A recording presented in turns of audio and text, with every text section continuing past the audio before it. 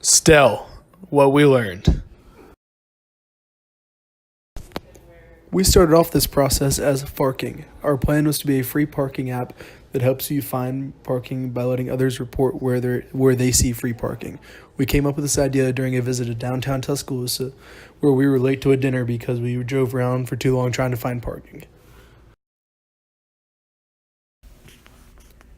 To validate our idea, we went around and we talked to drivers at the local downtown area as well as at large events.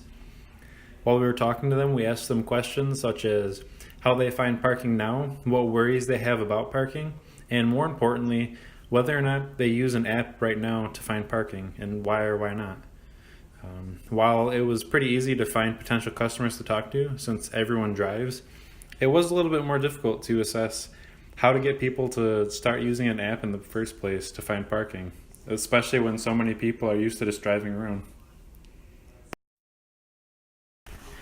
During this process, we learned many different things. The first thing that we learned was that many people will not take the time to provide parking information without an incentive.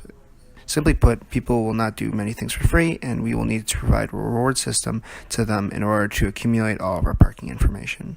The second thing that we learned was that parking vendors do not have problems selling parking using their current methods.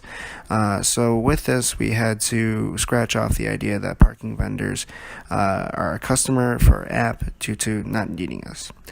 The third thing that we learned is that in our question process, we need to be careful with the ways that we ask these questions because in certain ways we would just guide them to the answer that we wanted rather than an answer that we needed.